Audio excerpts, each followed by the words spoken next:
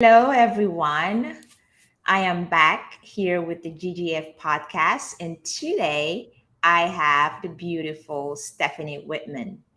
She is awesome. I've known her for about a year now. She's an entrepreneur, she's a full time mom, she's doing what she loves, and she's just, like I said, living on her own terms. And you'll get to hear it all from her. So, welcome, Queen Stephanie, Thank you. I'm so happy to be here. aka Sassy Steph. I'm not quite sure how I got that nickname, but I'll take it. Well, you got the sass in you. Let's just say we know what she's talking about when she called you the Sassy Steph. So, just tell us a little bit about your background, your cultural background, where you grew up, where you came from.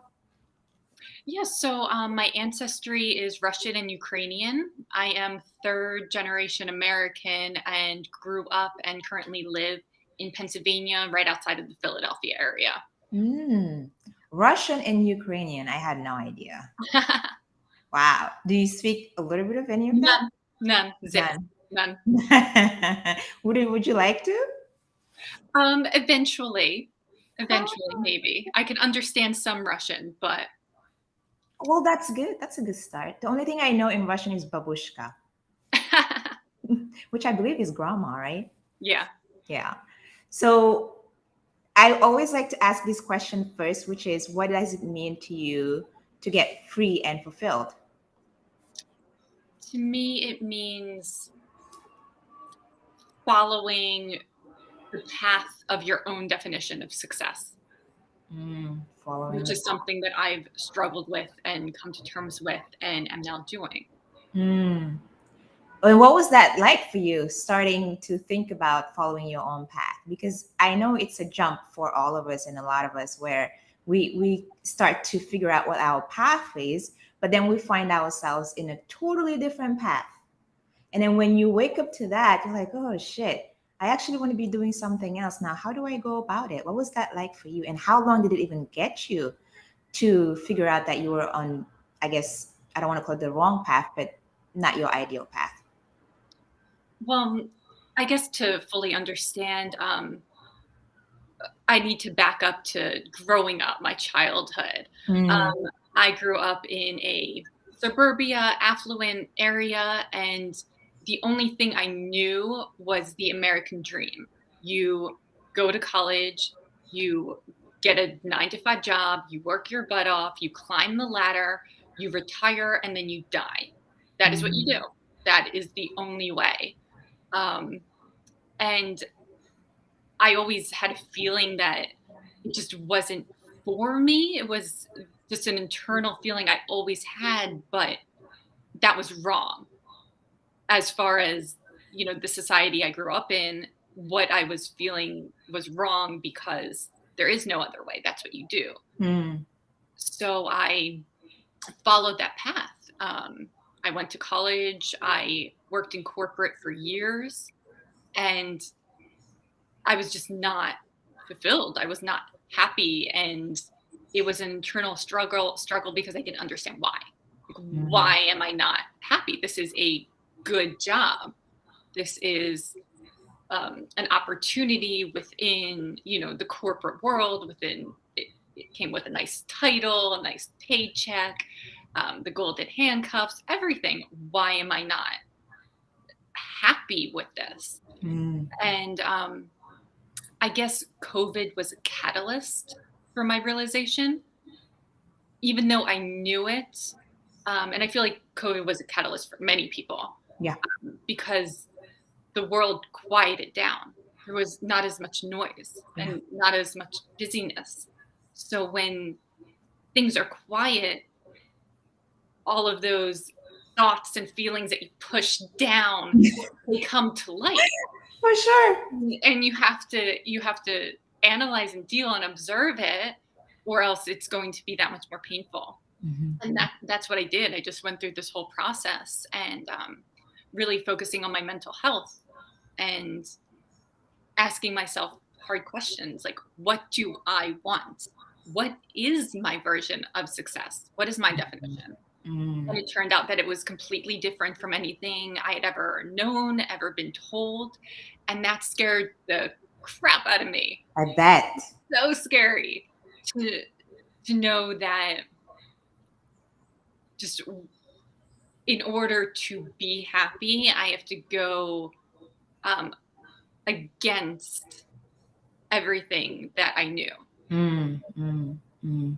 Wow. And how did you go about doing that? Because a lot of us, when you get to that point and you realize, oh, actually, I want to be doing something totally different, I am not fulfilled in what I'm doing. But like you get that fear and you don't know where to start. And you're like, okay, because I've been even doubting it, get to the place I was like, that's not what I want to do. And then I keep going back and forth in my mind. It's like, is that really true? Yeah. Even questioning that new, realization. Yeah. So the first thing I did about a year and a half ago is I started working on my mental health. Um, really healing because you can't move forward without healing. So I worked through healing generational trauma. I had just come out of a toxic relationship of over a decade. Mm, So just allowing myself to heal from that, then mm, I was able to really hear myself speak, hear my internal wants, and figure out, okay, these are my values. This is what I value. And this is a path that I want to take. And mm. that took a lot of time. It wasn't an overnight thing. Yeah, It there's no was, magic pill. I mean, it was an accountability group, it was journaling, it was meditation, it was um, reading a ton of literature, a Mm, ton of self-help books. It was watching other people that have been through similar journeys. All of mm, those are fantastic tools because my input that I was putting into my brain changed, meaning my output can now change. mm. Yeah, yeah, that makes a lot of sense. And now, how was it being a single mother and also having to take care of your kids while taking care of your own mental health? That was my biggest fear, and still is a fear. It never Mm, truly goes away because almost everyone's negative thoughts are based in a "I am not worthy," right? In some aspect. mm, So it's being okay having those thoughts, but also being confident in your own ability to make it work, mm, to jump into a path knowing that you can figure it out. And mm. also playing a worst case scenario. I'm employable. I can always go back. And Yeah, then if that happens, then I'll leave again and try it again. There isn't an end to this. mm, yeah. Thank you for sharing that. And as a single mom, because, mom life is a very busy life in itself. I mean, it's a full-time job. So having to have that, you have to take care of your kids and you have to make sure you hold down a full-time job and also take care of your, mental health and your emotional needs. I've heard, some women would say, I don't have time to care for myself because my focus is right now on my kids. What would you tell that woman? Your strengths are often hidden in your excuses. Mm, So as soon as I started flipping my dialogue, it's not I have to take care of my kids. It's I mm, get to. I mm, get to bring them to the bus stop. I get to do all of these things for them. And they are my reason that I want to take care of myself, make myself better so that they can learn from me. mm. So it was really having the correct internal verbiage and realizing that what I have always thought of as excuses are actually my strengths and my reason. Mhm. Yes, and with that, what are the practical steps for that woman who's realizing, okay, I need to change my, I guess, my dialogue. I, like you said, I get to take care of my kids. I get to take them to the bus stop. Now, what is that practical switch that you have to then do and implement in terms of finding the time then to do those like self-care things that you need to do? For me, it all was based in journaling. I Mm. cannot give enough credit to journaling. Um, and it wasn't just a morning thing. It was a 10:30 thing where I felt myself going into those negative loops and not using the right verbiage to change my trajectory. It was a lunch break, have to write it down. It was a before bed all the time. So Mm. as I was putting it on paper, it solidified. It became a tangible thing for me that became my reality. Mm. And what did that day look like for you, especially during the pandemic when you are homeschooling your kids and you still have to find time for yourself? What did that day look like? When do I, get this time for myself? How do I find that moment during my day between, feeding my kids, homeschooling, and all that other stuff? You know what? For the longest time, that was an excuse of mine. I don't have time. I don't have time.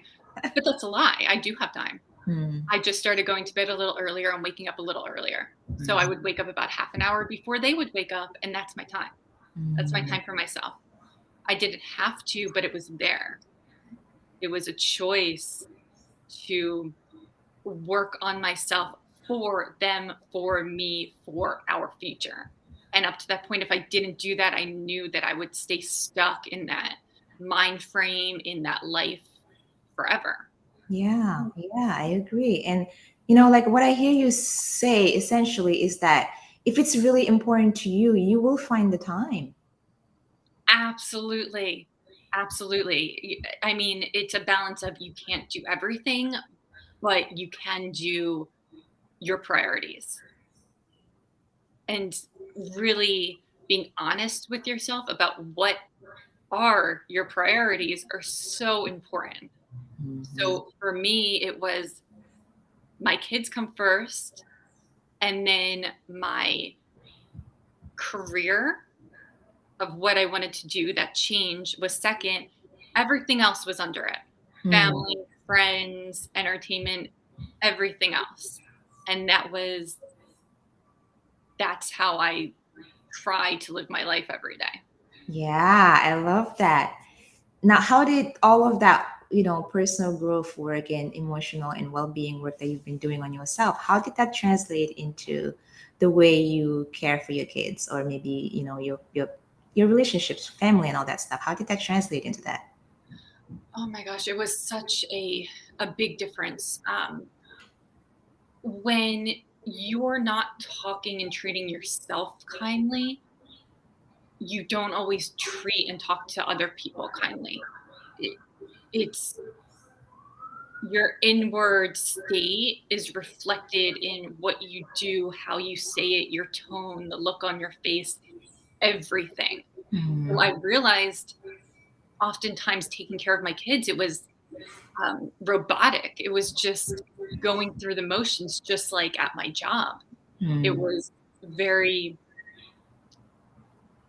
there was no emotion or presence in it. Mm. Was. And I think when I started to change my internal state, I started to change how I dealt with everyone in my life, including my children. Mm. And they can see that I'm happier, I'm more present. And when I'm putting them as a priority, it's because I want to, not because I have to. Mm. Mm. And how did it change their behavior towards you and probably towards others when, because I believe, truly believe, as a mom, when you care for yourself, it's you are indirectly caring for your children because whatever you have will affect them. And then how did that show up into their behaviors that were they learning and even your relationship with them and others? The biggest thing I have observed is all of them are more resilient to changes.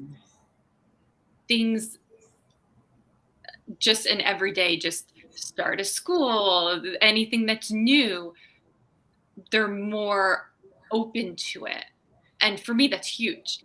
For Yeah. me, that's huge because we know as adults that is so important just to be successful in life. And I'm seeing that change in them. And for me, I Mm. know this is the right, everything I've been doing is positive. Yeah, you're seeing it in yourself, you're seeing it in your kids. And truly, when we think about changing our relationships with other people, I believe it starts with us. Yeah, When we change our relationships with our own self, then it will affect our outside relationships. absolutely. 100%. Yeah, so I'm so happy that you've gotten to that place with yourself and your kids. Now, let's talk about what your business, what you're doing, and that you got to that place, but even making the jump, what was that like for you? So, what I'm currently doing is I'm a reseller. Mhm. I go to thrift stores, garage sales, estate sales, some liquidation, and I treasure hunt and Mhm. flip it for profit. I love it. I Yeah, freaking love it. yeah, And, and I admire that so much in you because coming from the corporate world, it's a huge change, I imagine. I mean, I'm not in your shoes, but I can imagine that it's a huge change. And plus, what was it like? Did you worry about how other people would take it? Maybe your coworkers or your family or anyone. oh my goodness. Did they think you were crazy? They, well, yes. So I have been doing this as a hobby for years. It's Hmm. just something I always naturally gravitated towards. But it was very much, this is only a hobby. Hmm. This is because it's not real work. It's not a real job. And And did people who knew you know about that at work, or nobody knew it? Was it like a not really, not until recently. It was sort of hidden because I didn't feel like it was worth sharing.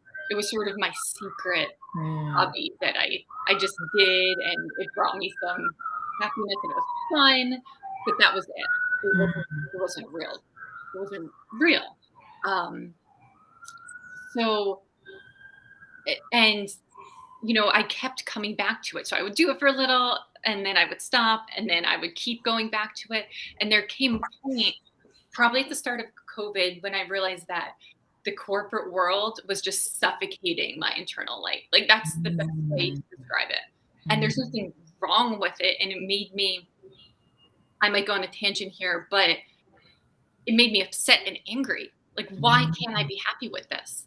There's so many other people that seem happy and content with their 9 to 5. Why can't I be like that? And I wanted so badly for all of my life to be like that. So there came a point where I realized I just, for whatever reason, it's not for me. It does not. And I came to realize like my values are different, who I look up to, the kind of skill set that people have. None of that I admired was in what I was doing. Hmm. So more digging and sort of looking at, well, I could do this and I can do this. And all of the options were sort of safe options, right? Like they're still within the 9 to 5, um, career. I was looking at other careers and I, all the whole time I kept going back to this Hmm. reselling. And I was sort of horrified to accept the fact that maybe this is an area I want to pursue because that would mean telling people, Yeah, right? what was that? Was there like what was the resistance about? Was it embarrassment? Was it what was it? It was, again, that is not what you do. That is Hmm. not the correct way to live your life. And you cannot possibly support um, a family yourself being an entrepreneur like that. In fact, I didn't actually know what an entrepreneur was until I was in my 20s. I didn't. There was no one around me that I knew that was an entrepreneur. Like there were Mhm. some business owners. My father, in fact, even owned his own business, but he was a consultant to other companies. So people Mm. worked for other people, and I thought that is what an entrepreneur was. Wow. So when I discovered that there's this whole other world of exactly what I'm attracted to, I had no idea. I had no idea. Wow. Yeah, that was mind blowing for me. Mm. So fast forward to sort of this reselling thing, I did come to the conclusion that I have to give it a try. It's my reasoning, and this is sort of morbid, but every day I'm like, you're gonna die. You're gonna die. Yep. This will be your last day. Like, why not? There is no reason not to Yeah. go for things. And um, I was always told that working for someone else is a safety net. Like it's you have no safety net if you don't go down this path, Mhm. which now I know is not true. Right? And especially during COVID, we know Yes. working for someone else is not as safe at all. It's not like you get to create your own safety net. That's what it's Mhm. about, I believe. It's like it's not guaranteed and it's not out there. You can create it on your own. It Yeah, doesn't mean that you have to do everything alone by yourself. Of course, community is always an amazing thing, but you get to create your safety net, what it looks like to you. absolutely. And that is the biggest thing that has come to light for Mm. me Mm. during this process. And it's both terrifying and um, enlightening at the same time. Yeah. Yeah. And like, what was your process? Like the practical steps when you realize, okay, I want to make the jump. Sort of like, Yeah. how do I create the parachute to make sure I don't crash? you know, what Well, was that like for you? yeah. So, um, a lot of metrics and divvying out time to spend on that Mm. because, and I made it a priority of mine, but also realizing that the parachute isn't ever going to be 100% and being okay with that. Thanks. I really had to be okay with, hey, I could crash and burn, Mm. but I have enough experience in life in general to know that I will be able to feed my kids. I will be able to pay for my house. Mhm. I will figure out a way. Yeah. And once I was really, really like that was really ingrained in me, then I really moved forward in it. Mm. So, as far as the numbers, I had a set amount that I needed to make before I made the jump. Now, I realized that I was never going to hit that amount while working full time and taking care of 3 children. But I did go on that journey for quite a while. Being like, if I Mm. hit this amount, this monetary amount, I can then make the jump. Mm. And I worked towards it and I built the side business up and it was going great. But I hit a point. There's only so many hours in a week. Yeah. And I was using all of them, every single one. And I came to a point where, okay, well, I either make this jump or I don't. And the same week that I had that sort of ultimatum to myself is the same week that our accountability group, um, Diane was like, no, you're leaving. You're leaving your job. And, that you were talking about community, and that's why community is so important Yeah. because sometimes it takes people, your tribe outside of yourself Mhm. to give you that little nudge, to give Mm. you that little nudge that you need to continue down the path that you're already going. Mm. Yeah. Yeah. Very true. And what were, if any, transferable skills that you had that you were able to take out of your old corporate job into your new, well, full-time gig now? So are there skills that you were able to transfer into what you're doing now? There's always skills that you're able to take out of anything. For me, it was customer service. It Mm, was understanding how companies work, because even though it's a very different structure than what I'm going to do, I understand it because I was in it. Um, it was understanding how, and I came from the industrial supply company, so I had a very good knowledge of manufacturing and supply chain, and mm, that is a direct skill set to what I'm doing now, even though the job itself is very different. mm. And how has that changed internally and emotionally for you when you're getting to do what you love to do full time? It's it's exciting and scary, and it's only been a month for me that I jumped ship, per se, Mm, and getting used to the fact of I am my own boss, and always keeping in mind, like, what is my definition of success? Because mm, my definition of success is so different than everything I knew and taught and mm, told, and repeating that, like, my what is my goal? My goal is freedom. That's my goal. Financial, location freedom, time freedom, choice freedom. To mhm. me, that is more important than almost anything else in a career space. And I also had to come with I also had to come to terms that I would rather work 70 hours a week for myself than 40 hours a week with someone else. It's I just hear you. that is the honest truth. Mm, And um, for a while, that also I had resistance to that, because again, I talked about how I would really like to be able to be happy working for someone else, mm, and I felt like I was taking the more difficult path. Why would I possibly want to work that much, but mm. for the same monetary results? Why would I do that to myself? It would create hardships. It's going to be unknown.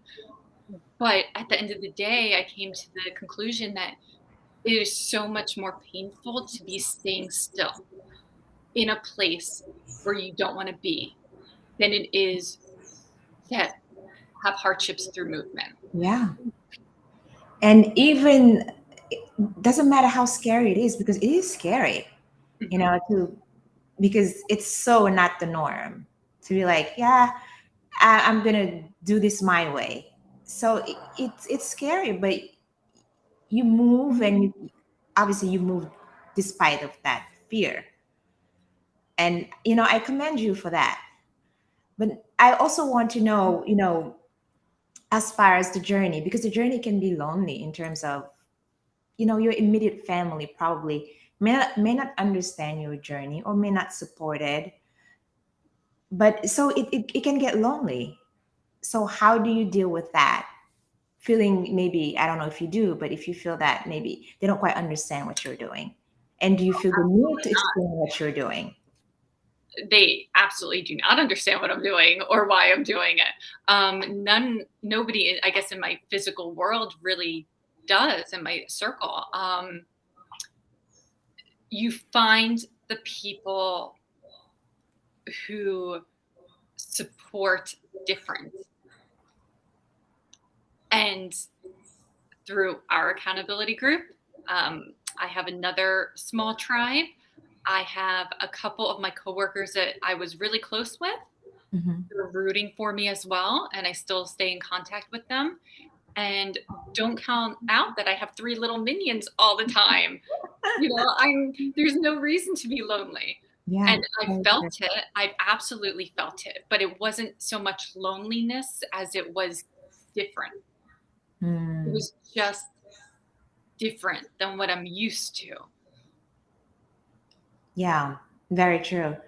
And how do you marry these two seemingly opposing ideas? Because I've been loving on that, one idea being that, yeah, I need to surround myself with the 5 people that I connect with that will support me in what I'm doing. But at the same time, there's the real world out there, what we call real world, where, the majority is like, yeah, you're crazy, you're in a bubble, you're going to crash.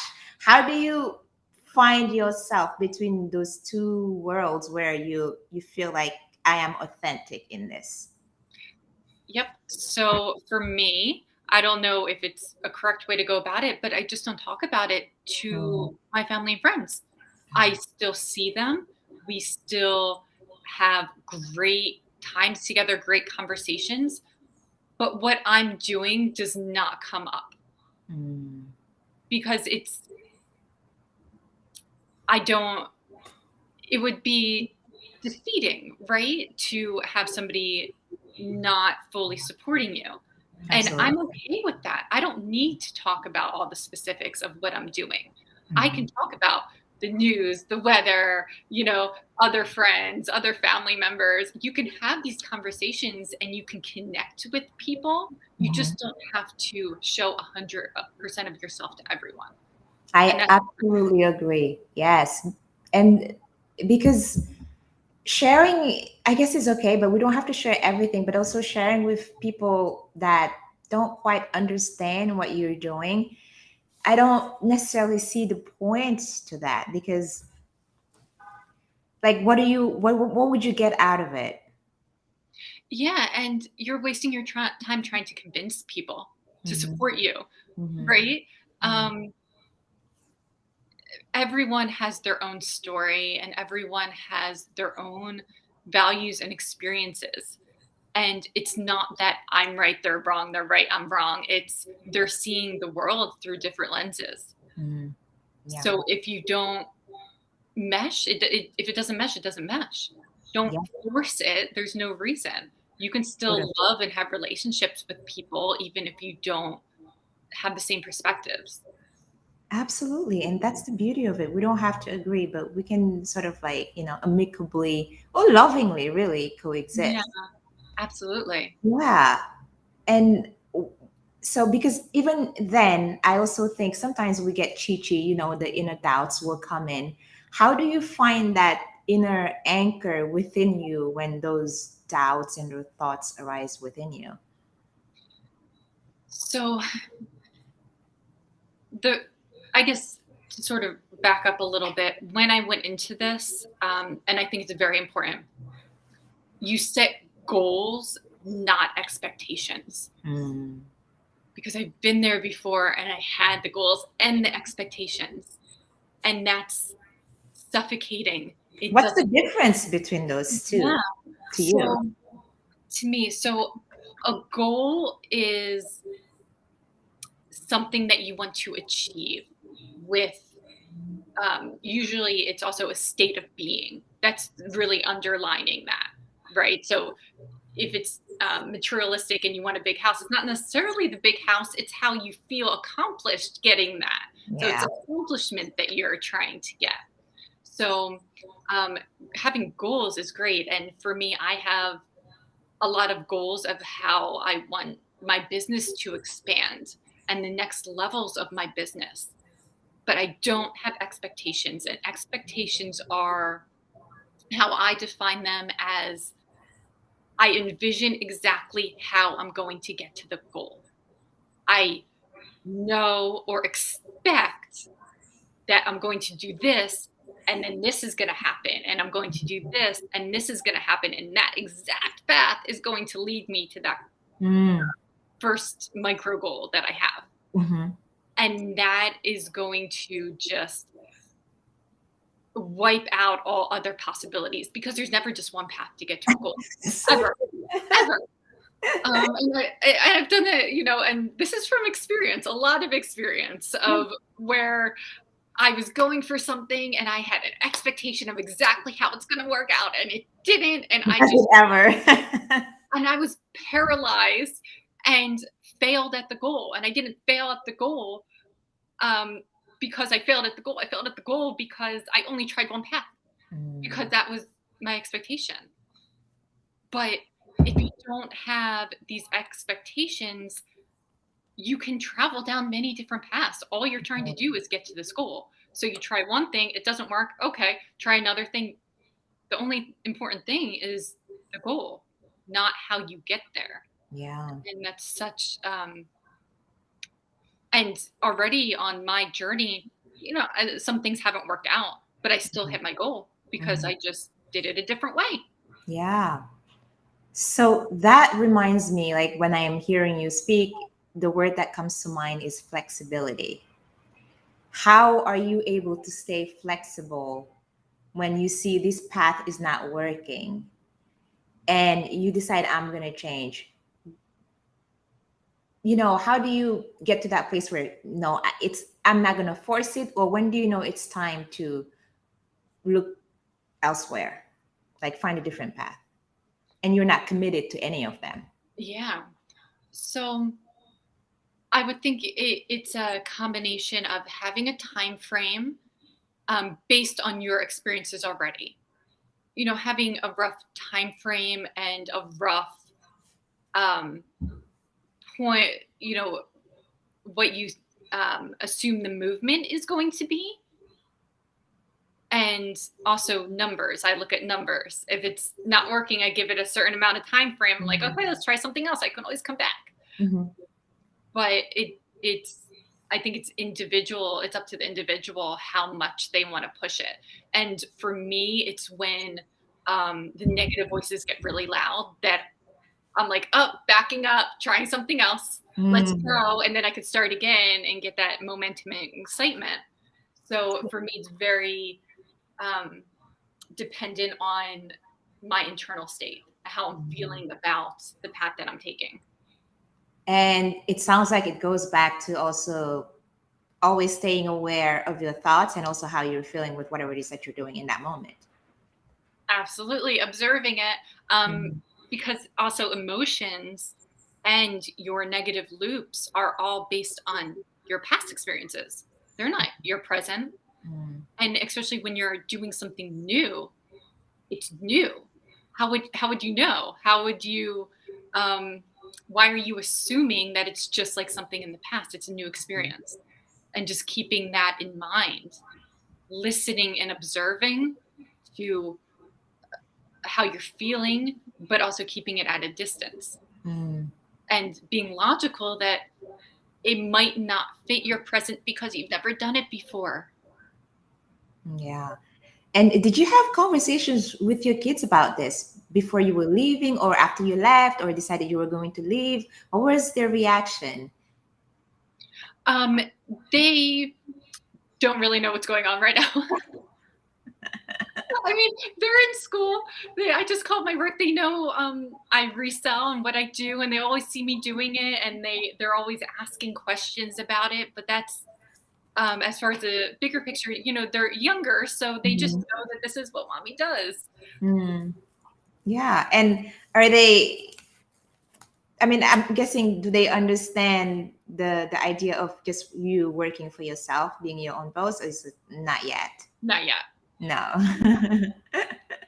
And so where do you see this going? Like what's your vision to go further into this path? So my main goal right now is to double my corporate income. Mm-hmm. Um, that is what I'm working towards right now. And once I do that, my next step is having a social media presence because the joy that I get out of this and the fact that this is allowing me to have the flexibility Mm. for my kids, it's such an accessible thing Yeah. for so many other, especially mothers or Mhm. anyone who is maybe struggling a little financially, or they just need that extra amount to pay for activities for their kids or anything, whether it's side or full. I would love to, even if it's just one person, hey, this exists. This exists and it's accessible and it's such an easy skill set to learn. It takes time and commitment to build up, but comparatively, it's accessible to anyone, anywhere. Yeah, I love that because it's something that really anybody can pick up and do. Hmm. So I'm excited to see you actually really show people how to do it, especially women or, single moms or whoever that's out there and looking for extra income or even, wanting to head down the path of creating their own thing. Now, you mentioned the joy of doing this that you're doing. Tell us more about that. What is that feeling for you? The joy I think comes from creating this all by myself. Mm, This is something that I am in complete, control over, and everything that comes from it, I create it. mm, I create it mm, through my work and building the skill set of being able to identify things and learning new platforms and that sort of thing. It's something that I'm doing for myself by myself, as mm, opposed to when you work for someone else, it's you do this and you do this and there's tasks and you have to learn these certain things. mm. It's just it's very freeing to not have those strings. Yeah, yeah. Oh, and there's no like there's no ceiling to it. I can make it as big as I want. There's limitations when you work for someone else. Very true. Yeah, Yeah, the ladder ends at some point. Here, it doesn't. I can make it as big as I want to if I'm willing to put in the work. exactly. I wanted to touch on this thing about, the freedom, which is great. We all have this idea of freedom, whatever it looks like to us or however we define it. But I think sometimes entrepreneurship is glamorized, Mhm. meaning that, oh, you're free to do whatever the hell you want to do. Not quite. You still need discipline. So what was it like, your first week and you have all this time to yourself, no superior or manager telling you your time needs to be spent exactly this way. What was it like to, you still have to do your work. You still have to have a schedule and be disciplined. What was it like creating that for yourself? So, the first week of my new life was actually there was effects and flooding from a hurricane. So my kids were off from school. So I Oh, had allotted certain time. I'm going to do this, and this is what my schedule is going to be like. And very quickly, I learned, wait, actually, this is why I'm doing this for the flexibility. Because mm, my kids are off, no big deal. Like my kids were sent home after half a day of school. Okay, I can go pick them up. I don't need to ask for permission. I don't need to yeah. use my vacation or sick time. That Mm, was fantastic. mm, And I also have I don't need to work 9 to 5. mm, The hours that I need to put in are more than what I was working. I can do that in any time. So mm, it's that discipline of knowing if you don't put in the work, you're not going to make the money you need to pay your bills. And yeah. that's very real.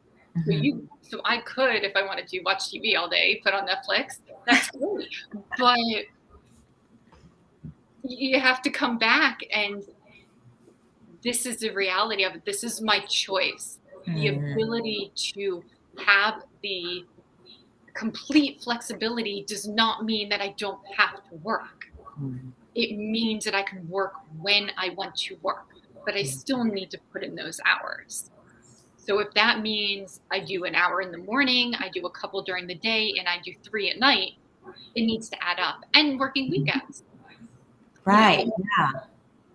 But it's you're still able to do it around maybe family life and Mhm.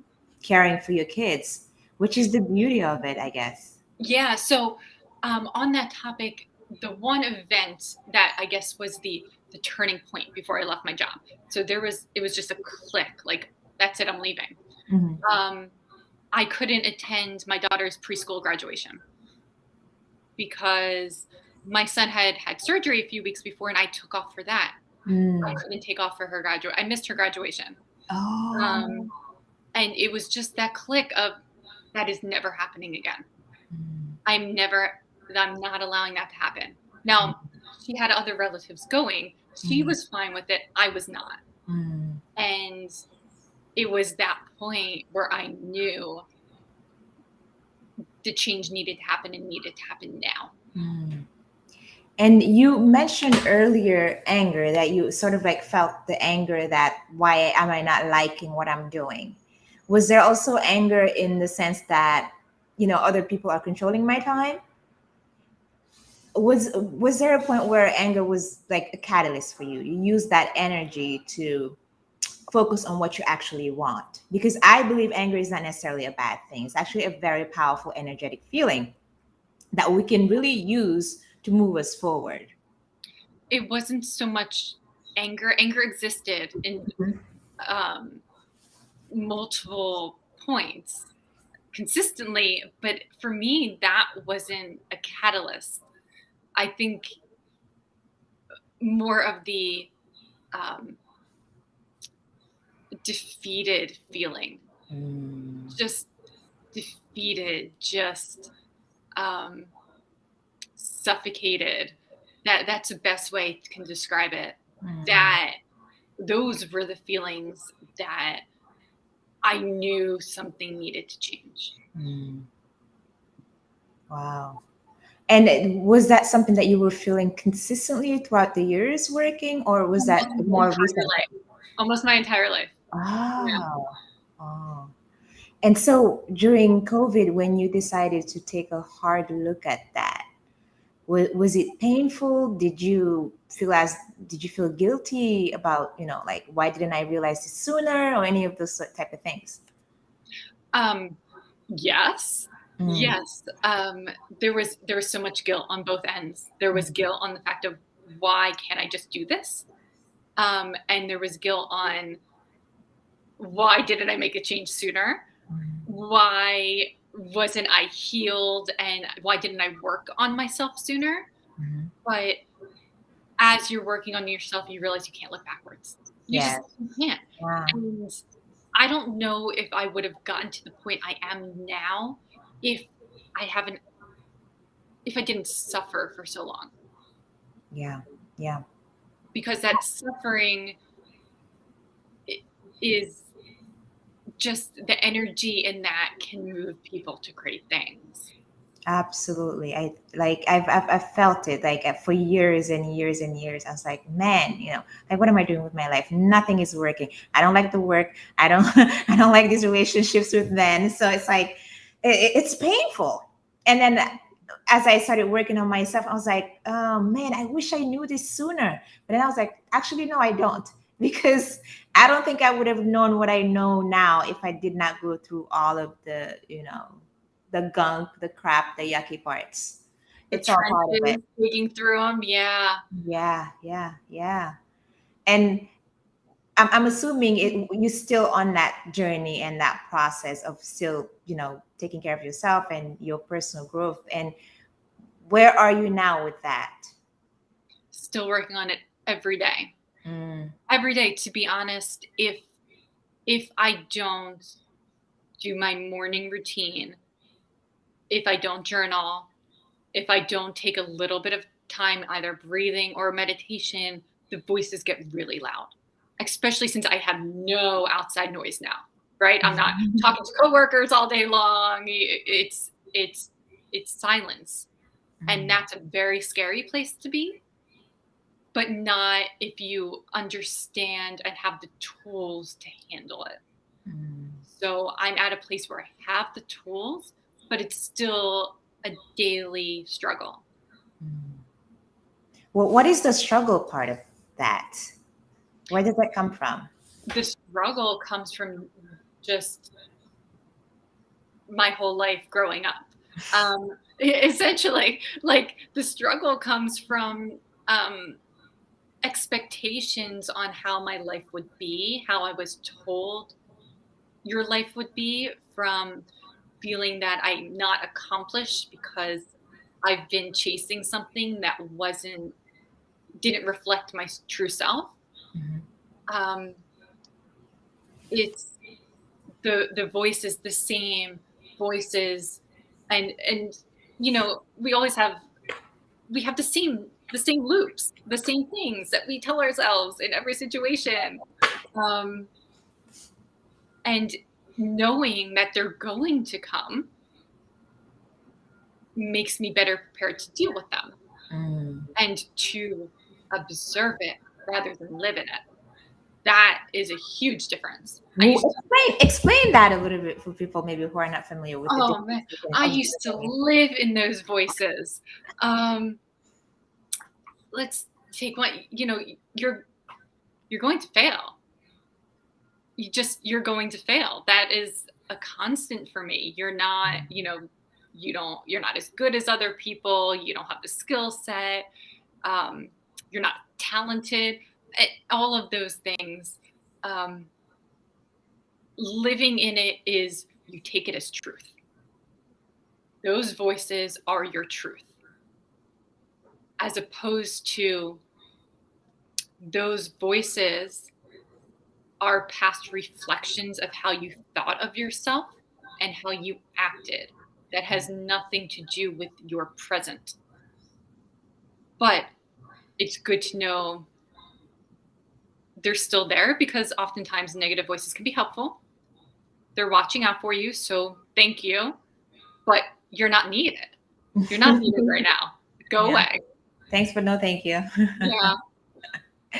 And what is that for you when you're talking about the tools? I know you might have mentioned it a little bit, but maybe just go over it again. What are the tools that you use for yourself still every day, daily? It's still the journaling. Um, and it's still breathing exercises. I cannot speak highly enough for breathing exercises, especially when you are around other people or in a situation where you might not be able to grab a notepad or like go Yeah. sit in a corner and put on nice calming music. It's to just breathe, to be Yeah. able to focus on what is going on right this second. Which is really beautiful, and we take it for granted, but it is truly available to us. When you're alive, you can breathe. You Yeah. can do it anywhere you want. It's like it's available to you. So we can use it and use it intentionally, because I personally sometimes I even forget to breathe. I catch myself needing to do this. I was like, oh shit, you're forgetting to breathe. So Yeah. it's like we can do it intentionally, and Yes. it's very powerful. Are there any tools besides those two, or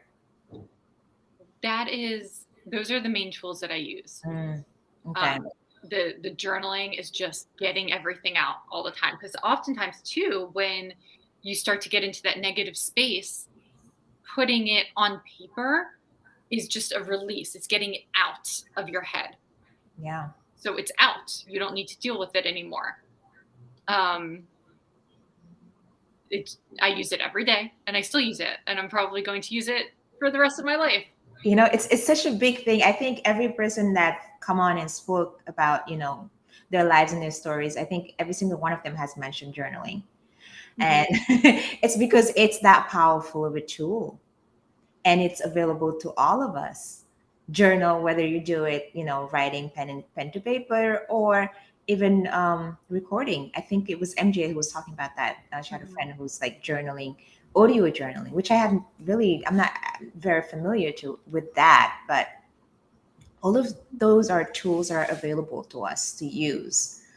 Now I just want to go back a little bit when you mentioned sort of like the starting to question all of the things that you were taught, in terms of you're supposed to have a job, you're supposed to do this, and not knowing who is Stephanie in all of that.